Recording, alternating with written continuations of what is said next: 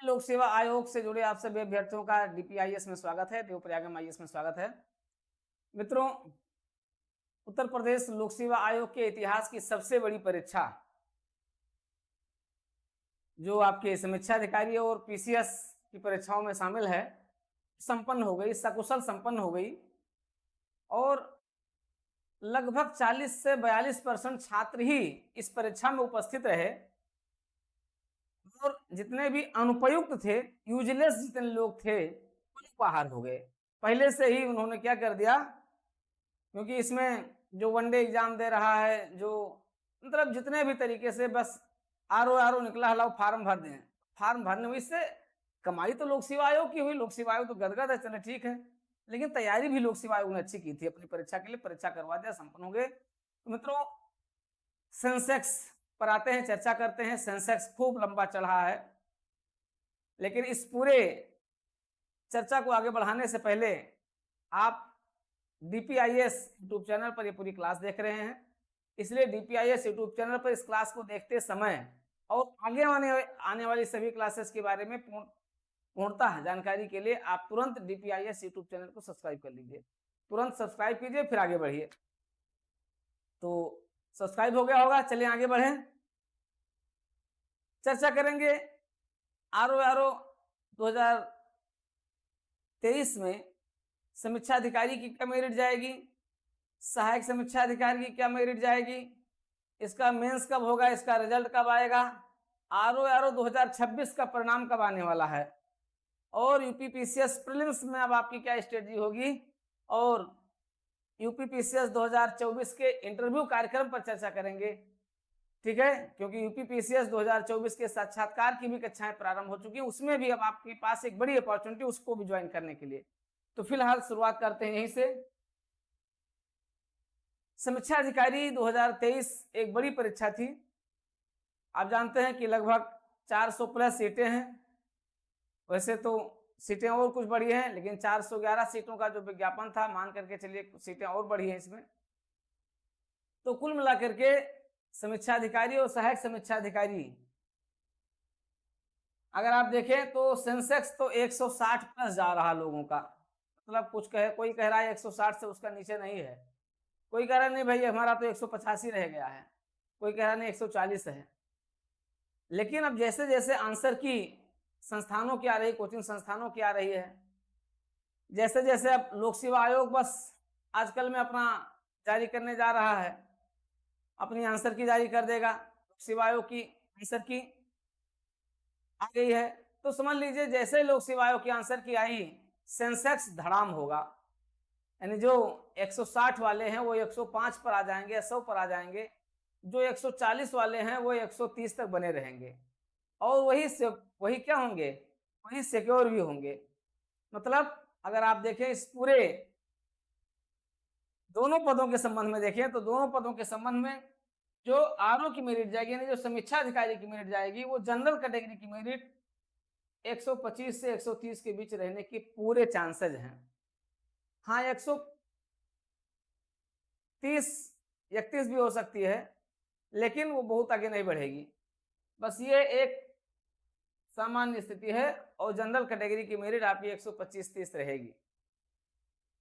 हम महिला शक्ति को देख लें, महिला शक्ति की मेरिट आपके साथ कम कर दीजिए तो 120, 118, 119 यही मान करके चलिए, मतलब अगर एक दो और भी आपको 6-7 अंक अगर आप अंतर कर दें, मान करके चलिए 120 या 118 भी आप कर सकते हैं, इसको 118 से 123, 24, 25 तक आप कर सकते हैं, ठीक है। कुल मिलाकर के मेरिट की स्थिति ये रहेगी महिला शक्ति की। हाँ, अगर बहुत कुछ रहा तो 117 भी हो सकती है, लेकिन कुल मिलाकर के ये है एक सामान्य स्थिति, 120 से 125 के बीच में, 128 के बीच में, ये सामान्य स्थिति है महिलाओं के लिए। सॉरी, ये महिलाओं के लिए अगर हम देखें तो 115 से 125 के बीच की है, बल्कि सामान्य स्थिति। ओबीसी की मेरिट जो है 120 से 128 के बीच रहनी चाहिए, लेकिन महिला शक्ति की है 115, 117, 118 इसी के आसपास रहेगी।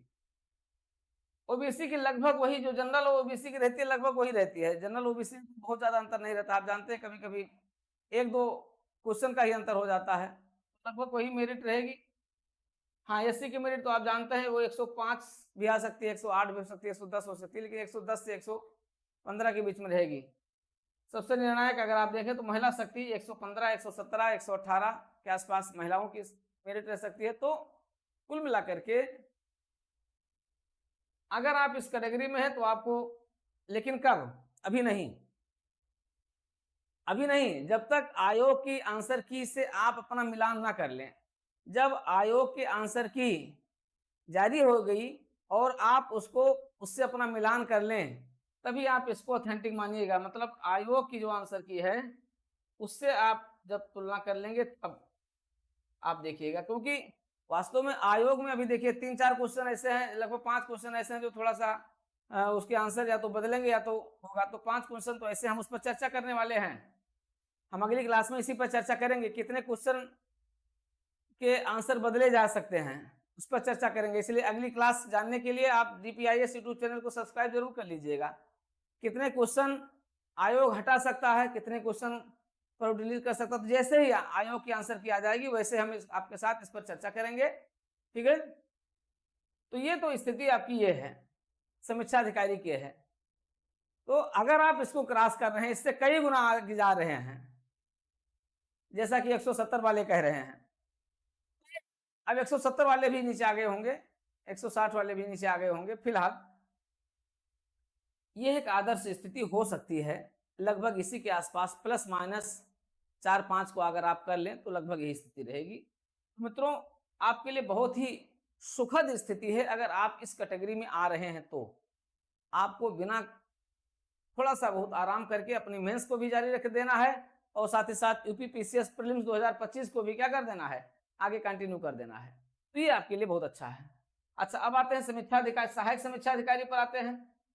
तो बढ़ जाएगी मेरिट, तो इसकी 115 जाएगी सहायक समीक्षा अधिकारी की।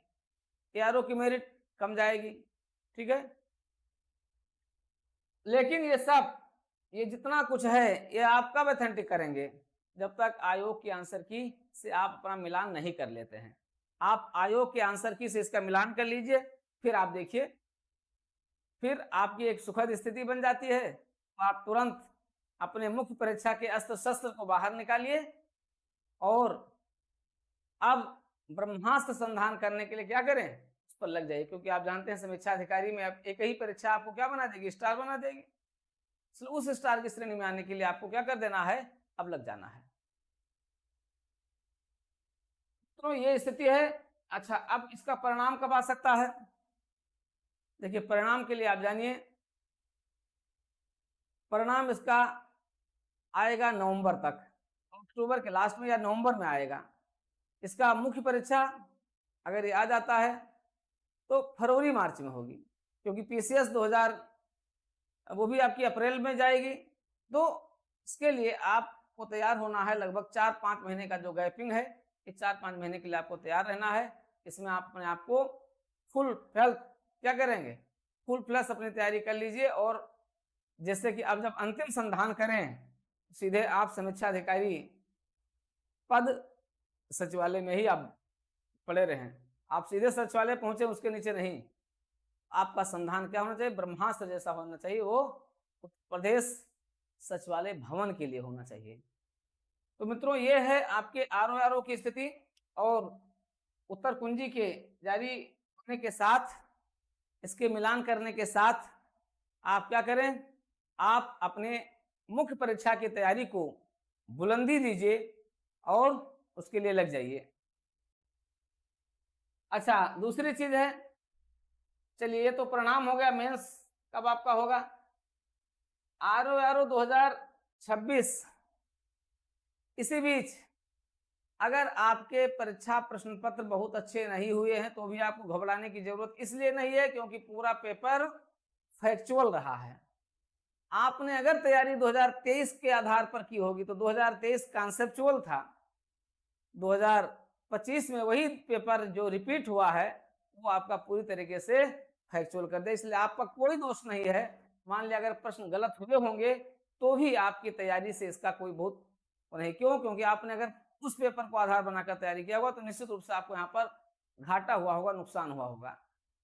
ठीक है, इसलिए बिल्कुल घबराइए नहीं। अगली परीक्षा के लिए आपके पास 2 महत्वपूर्ण परीक्षाएं, एक तो है यूपीपीसीएस प्रीलिम्स 2025 है और दूसरा आपके पास समीक्षा अधिकारी 2026 है। लगभग 300 से 400 सीटों के साथ ही आपका ओपन हो जाएगा, 2026 में आ जाएगा। तो आपके पास एक बड़ी अपॉर्चुनिटी है आगे आने वाली परीक्षा 2026 के लिए भी, लेकिन 2025 में अभी आपको पीसीएस भी देना है, इसलिए पीसीएस को भी टारगेट लेना है। जीएस और सीसेट प्रीलिम्स, प्रीलिम्स आपके लिए क्या है, आपके लिए बना हुआ है, तिलिस्म बना हुआ है।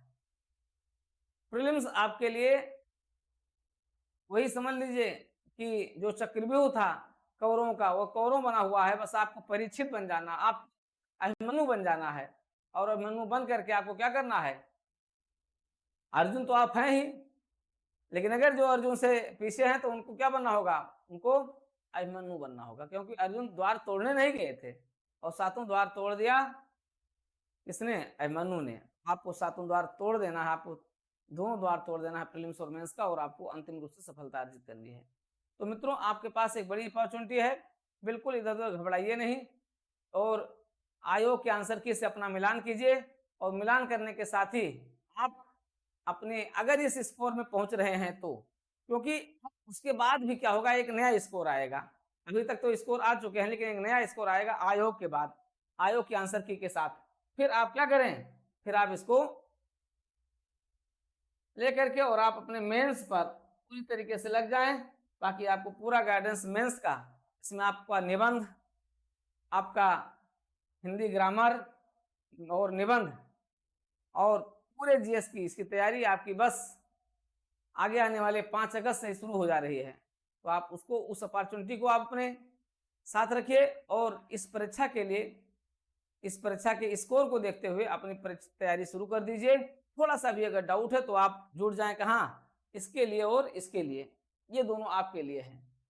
लेकिन अगर मेंस दे रहे हैं तो मेंस की स्ट्रेटजी बनाने के साथ तब आप जुड़े, किसके लिए, इसके लिए जुड़े, अन्यथा आप मेंस को ही अपना टारगेट बनाएं। और यूपीपीसीएस, अगर आप यूपीपीसीएस मेंस दे चुके हैं तो आपको यूपीपीसीएस 2024 के साक्षात्कार पर भी लग जाना है, क्योंकि साक्षात्कार का एक एक अंक आपका मेरिट डिसाइड करने जा रहा है। आपकी मेरिट कितनी रहेगी, आप एसडीएम होंगे या 1 नंबर से चूक जाएंगे तो डिप्टी कलेक्टर हो, डिप्टी एसपी हो जाएंगे, उससे भी 2-3 नंबर से चूके तो लटक गए, कहीं एसी सिटी बन गए, कहीं कुछ और बन गए, कहीं कुछ बन गए, वीडियो बन गए। कुल ला करके क्या हुआ, आप 1 नंबर से फिर जन्म मरण यानी जो मोक्ष होता है, यूपी लोक सेवा आयोग का मोक्ष क्या है, यूपीपीसीएस का मोक्ष क्या है, एसडीएम डिप्टी कलेक्टर। जब तक डिप्टी कलेक्टर बनेंगे नहीं तब तक आप क्या करेंगे, इस मृत्युलोक में माया जाल में आप आते जाते रहेंगे, अर्थात परीक्षाओं का क्रम जारी रहेगा। अभी अगली बार किसके लिए, डिप्टी कलेक्टर के लिए। तो डिप्टी कलेक्टर बनने के लिए आपके लिए अब क्या है, इंटरव्यू महत्वपूर्ण है। एक एक अंक आपको क्या कर सकता है, आपको डिप्टी कलेक्टर तक पहुंचा सकता है। इसलिए इस अपॉर्चुनिटी को भी अपने हाथ से मत जाने दीजिए, आज से ही लिखिए, अपनी इंटरव्यू की तैयारी के लिए लग जाइए। तो मित्रों ये सब अपडेट्स हैं।